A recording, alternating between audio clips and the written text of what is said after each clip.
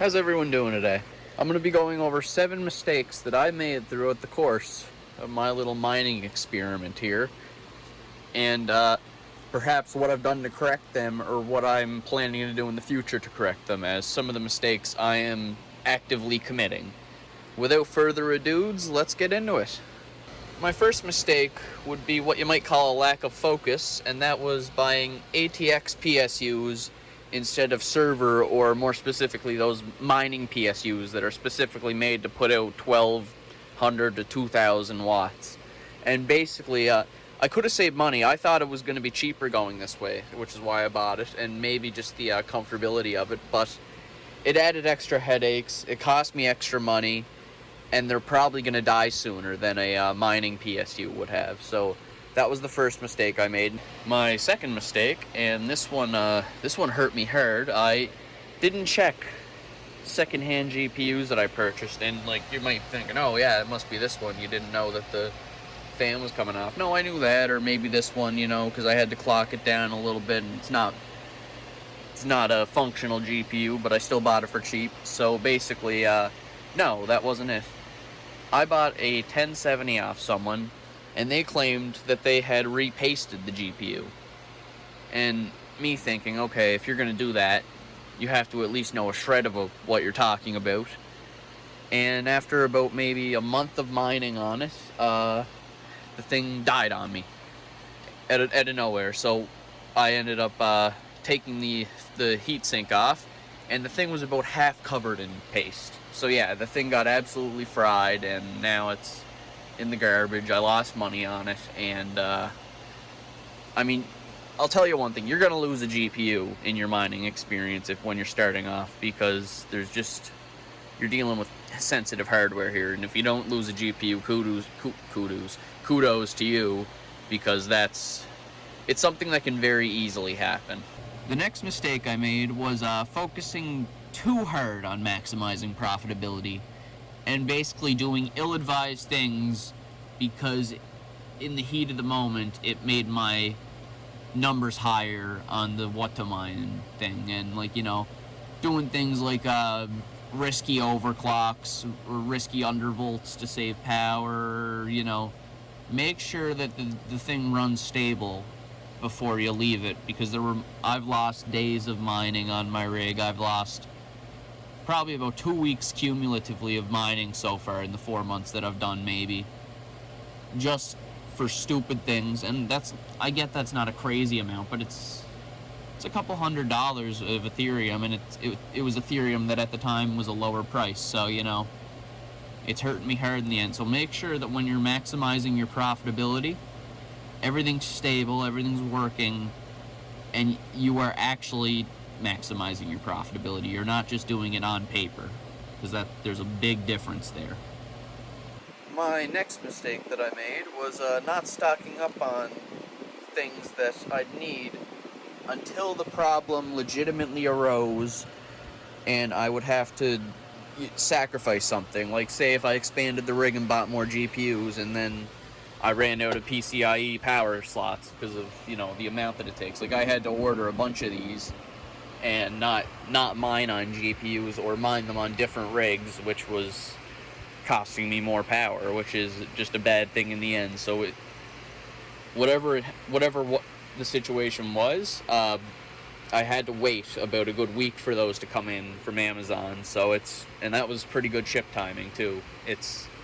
So make sure that when you're mining, buy any hardware that you think you might need. If you think that you might run out, think about the whole rig. This is an 8-card system. So I knew for a fact that these two PSUs wouldn't be able to put out enough of those slots. They can put out enough power, but they can't put out enough PCIe slots as is, because of what shitty manufacturing leaves me, and back to mistake number 1. So I had to buy these. The next mistake I made was when I would trade Ethereum that I mined for other cryptocurrencies or altcoins, hoping to kind of chase profits, if you get what I mean. And basically, A, it made me bad trades, and B, it probably would have been better for me to convert fiat currency into crypto to buy these altcoins, because quite simply. I'm in a hodler's perspective on my Ethereum, so it was against my intentions to trade it for other altcoins.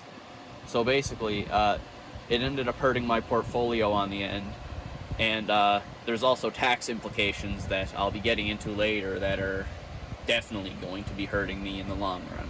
Keep watching to hear about that, because that's definitely an interesting part and probably the biggest piece of advice in this video. So that's why I cheekily saved it for the end. You're welcome. The next mistake I made was that I didn't take profit enough while I was mining. Especially when you look back historically, it would have been nice to take profit around the beginning of May or the end of April, because it was hitting its all-time high, and every single possible indicator told me I should be taking profit. I even told my friends they should be taking profit right now, and I didn't. And the May 19th crash happened, and my portfolio is still hurt because of it. The seventh mistake I made, and this is probably the biggest mistake I've made throughout my cryptocurrency mining experience, is not understanding, realizing, or researching the tax implications. This takes me back to number 5, where I would trade that Ethereum for another cryptocurrency. When I did that, I was actually realizing that amount for tax purposes, and because it was mined in Canada, they don't allow you to take deductions for electricity and whatnot unless you're running it as a business, and I'm just not doing the accounting for that right now, and I'm not ready to backdate it like that. So it's an unfortunate situation, but any Ethereum that I mined and then traded for another cryptocurrency, I'm going to have to pay capital gains tax on that this year. And usually you have an adjusted cost base, which is your expense.